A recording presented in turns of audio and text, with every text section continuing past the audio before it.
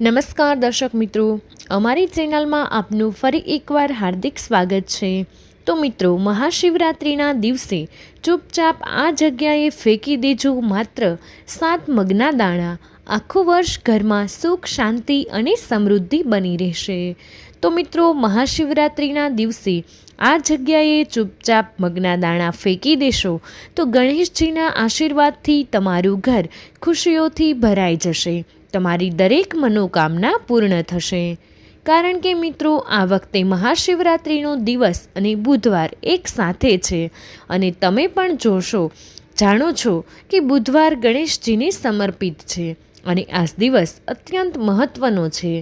એવું માનવામાં આવે છે કે કેટલી વાર મોટી પૂજા અને અનુષ્ઠાનથી જે મનોકામના પૂરી નથી થતી તે આ 7 મગના દાણાના ઉપાય કરવાથી પૂર્ણ થઈ શકે છે। આ ઉપાય ઘણા લોકોએ કરેલો છે અને તેમને આ ઉપાય કરવાથી ચોક્કસપણે ફળ પણ મળ્યું છે। જો તમે પણ આ ઉપાયને મહાશિવરાત્રિના દિવસે કરવા માંગો છો તો પહેલાં આ ઉપાયને સારી રીતે સમજી લેજો, સાંભળી લેજો, પછી કરજો। આ ઉપાય કરવાથી તમને ચોક્કસ ફળ મળશે। તો ચાલો જાણીએ આ ઉપાય કેવી રીતે કરવાનો છે, ઘરમાં રાત્રે કઈ જગ્યાએ કરવાનો છે અને કેટલા વાગ્યે કરવાનો છે। આ ઉપાય કરતી વખતે તમારે કઈ બાબતોનું ધ્યાન રાખવું તે અંગેની તમામ માહિતી આપીશું। પરંતુ તે પહેલાં કમેન્ટ બોક્સમાં હર હર મહાદેવ અને જય શ્રી ગણેશ જરૂરથી લખી દેજો। સાથે જ વિડીયોને લાઈક કરી દેજો, તમારા બધા જ મિત્રો સાથે વિડીયોને શેર પણ કરી દેજો, ચેનલને સબસ્ક્રાઈબ કરવાનું ભૂલશો નહીં। તો ચાલો આપણે જાણીએ આ ઉપાયને કયા સમયે કરવાનો છે। પરંતુ તે પહેલાં આપણે એ જાણી લઈએ કે આ ઉપાય કોને કરવાનો રહેશે। તો જુઓ, સીધી વાત છે કે 7 મગના દાણાના ઉપાય શા માટે કરવામાં આવે છે। તે દરેક મનોકામના પૂર્ણ કરવા માટે અને જીવનના દુઃખ અને સમસ્યાઓને દૂર કરવા માટે, અથવા તો તમારું કોઈ મોટું કામ છે જે પૂર્ણ નથી થઈ રહ્યું, જે વ્યક્તિ પોતાની મનોકામના પૂર્ણ કરવા માંગે છે તો તે આ ઉપાય કરી શકે છે। જો માતા અને બહેનોમાંથી કોઈ પણ પોતાના ઘરની સુખ, શાંતિ અને ઘરમાં ધન સમૃદ્ધિ વધારવા માંગે છે તો આ ઉપાયને કરવા માંગે છે તો ઘરની મોટી માતા બહેનોએ ખાસ કરીને 7 મગના દાણાના ઉપાયને કરવો જોઈએ। કારણ કે માતા અને બહેનો ઘરની લક્ષ્મી છે।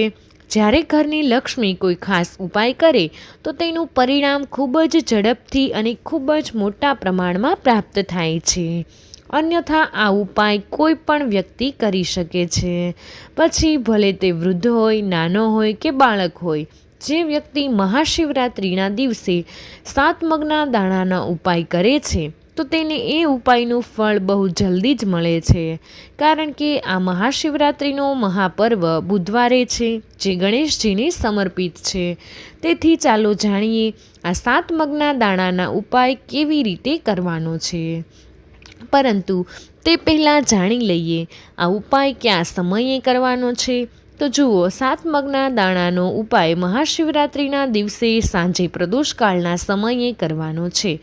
ઘણા લોકોને મનમાં એમ થતું હશે કે પ્રદોષકાળનો સમય ક્યારે છે, તો ચાલો તમને જણાવી દઈએ કે સાંજનો 6 વાગ્યાથી 7 વાગ્યા સુધીનો હોય છે તેને પ્રદોષકાળનો સમય કહેવાય છે।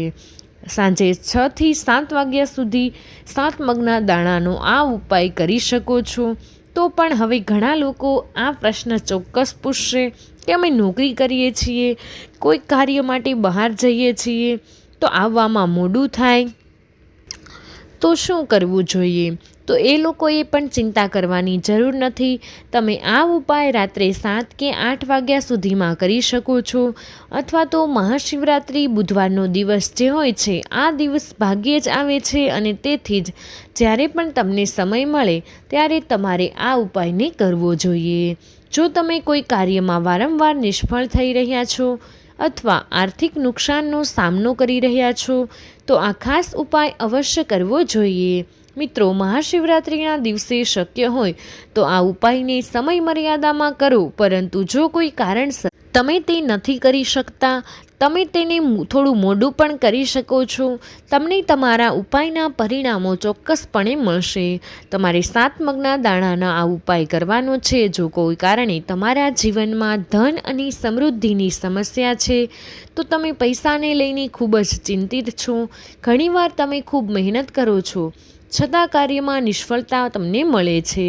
તમે સફળ નથી થતા, આર્થિક નુકસાનનો સામનો કરી રહ્યા છો, તો મહાશિવરાત્રિના દિવસે આ ખાસ ઉપાય અવશ્ય કરવો જોઈએ. તો ચાલો તે ઉપાય વિશે આપણે જાણી લઈએ. તો ચેનલ પર પહેલીવાર આવ્યા હોય તો ચેનલને જરૂરથી સબસ્ક્રાઈબ કરી દેજો, વિડીયોને એક લાઈક કરી દેજો. તો મિત્રો, બુધવાર બુદ્ધિ, જ્ઞાન અને વિવેક આપનાર ભગવાન ગણેશને સમર્પિત છે અને ભગવાન ગણેશ ભગવાન શિવના સૌથી પ્રિય પુત્ર છે. આ વખતે મહાશિવરાત્રિનો અત્યંત શુભ દિવસ પણ બુધવારના દિવસે જ છે. તેથી મહાશિવરાત્રિના દિવસે કરવામાં આવેલા આ 7 મગના દાણાના ઉપાય ગણેશજી અને સાથે મહાદેવને પણ સમર્પિત છે. આ ઉપાયથી દેવોના દેવ મહાદેવ અને ભગવાન ગણેશને પણ પ્રસન્ન થઈ જશે.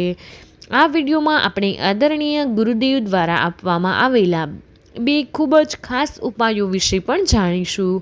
જો તમે તમારા કોઈ પણ કાર્યમાં અવરોધોનો સામનો કરી રહ્યા છો, તમે કોઈ પણ પ્રકારના કાર્યમાં સફળ નથી થઈ શકતા, અથવા તમારી બુદ્ધિમાં સુધારો કરવા માંગતા હોય, જ્ઞાન અને ડહાપણમાં વધારો કરવા માંગતા હોય, તો ખાસ કરીને આવા લોકો માટે આ પહેલો ઉપાય છે. આ ઉપાય કરવા માટે સૌપ્રથમ તમારે 7 મગના દાણા લેવાના છે. આ ઉપાય માટે તમારી પાસે જેટલા પણ હોય તેટલા લીલા મગ લેવાના છે. પરંતુ તમારે એક ખાસ વસ્તુ લેવાની છે.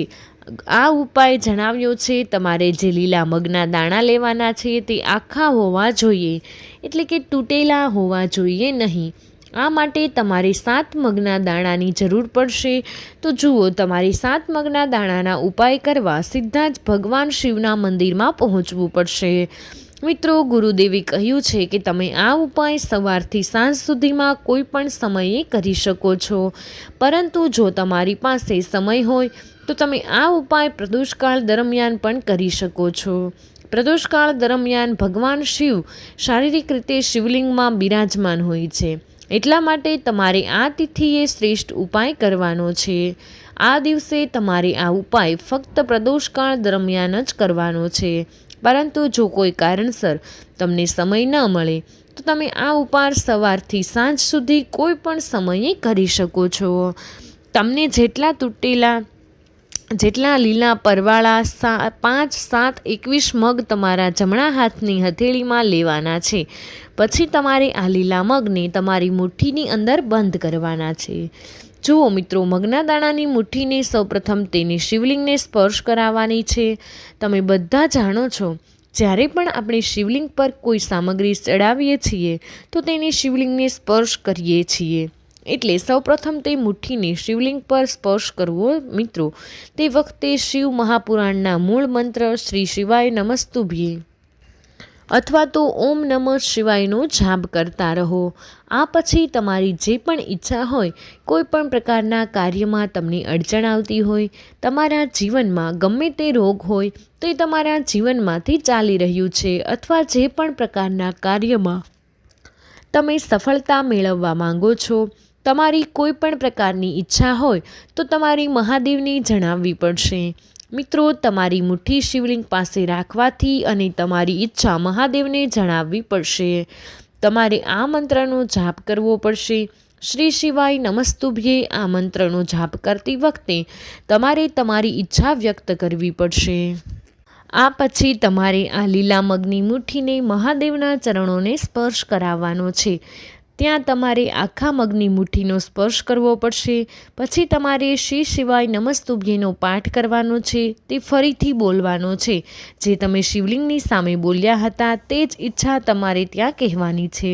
પછી તે મુઠ્ઠીને મગને નંદી મહારાજ પાસે લઈ જવાની, તેને સ્પર્શ કરાવીને ત્યાંથી પણ આ મુઠ્ઠી હટાવીને પછી મુઠ્ઠીને લઈને તમારી આસપાસ કે શિવના મંદિરની આજુબાજુમાં જે પણ બેલપત્રનું ઝાડ છે ત્યાં જવાનું છે. ખાસ ધ્યાન રાખો, આ ઉપાય તમારે માત્ર એક જ વાર કરવાનો છે. ખાસ કરીને શિવરાત્રિના દિવસે તમે જ્યારે પણ કોઈ ખાસ તિથિ આવે આ ઉપાય માત્ર તે દિવસે જ કરવામાં આવે છે, એટલા માટે તમારે આ ઉપાયને ખૂબ જ ધ્યાનથી સમજવાનો છે. પછી ત્યાં પહોંચ્યા પછી બેલપત્રના ઝાડના દર્શન કરો. તમારે તમારા મગના દાણાને બેલપત્રના ઝાડને સ્પર્શ કરાવવાનો છે. તમારી જે ઈચ્છા છે તે તમારે શિવજીને કહેવાની છે. નંદી મહારાજની સામે પણ કહેવાની છે. પછી તમારે બેલપત્રના વૃક્ષ પર લીલા મગના દાણાનો સ્પર્શ કરાવવાનો છે. ત્યારે તમારે શ્રી શિવાય નમસ્તુભ્યે બોલવું પડશે અને તે દાણાને ત્યાંથી બીલી ઝાડના સ્પર્શ કરાવી અર્પણ કરી દેવાના છે. શ્રી નમસ્તુભ્યેનું આ મંત્રનું સ્મરણ કરી તમારે મહાદેવને પ્રાર્થના કરવાની છે. તમારી જે પણ ઈચ્છા હોય તે પૂર્ણ થઈ જાય. હવે પછી તમારે તમારા ઘરે આવવાનું છે. જે કોઈ મહાશિવરાત્રિના દિવસે આ ઉપાય કરે છે તેના જીવનમાં એવી કોઈ ઈચ્છા બાકી રહેતી નથી, એવું કોઈ કાર્ય નથી જે સફળ ન થઈ શકે. જો તમે તમારા લગ્ન માટે આ ઉપાય કરો છો, નોકરી કે ધંધા માટે આ ઉપાય કરો, તો તમે દિલથી પ્રાર્થના કરી હોય તો મહાદેવ તમારી સંપૂર્ણ પ્રાર્થના હૃદયથી સ્વીકારે છે. આટલા માટે તમારે આ ઉપાય મહાશિવરાત્રિના દિવસે અવશ્ય કરવો જોઈએ. તો મિત્રો, વિડીયો પસંદ આવ્યો હોય તો વિડીયોને એક લાઇક કરી દેજો. તમારા બધા જ મિત્રો સાથે વિડીયોને શેર કરી અમારી ચેનલને સબસ્ક્રાઈબ કરવાનું ભૂલશો નહીં. કમેન્ટ બોક્સમાં હર હર મહાદેવ જરૂરથી લખી દેજો.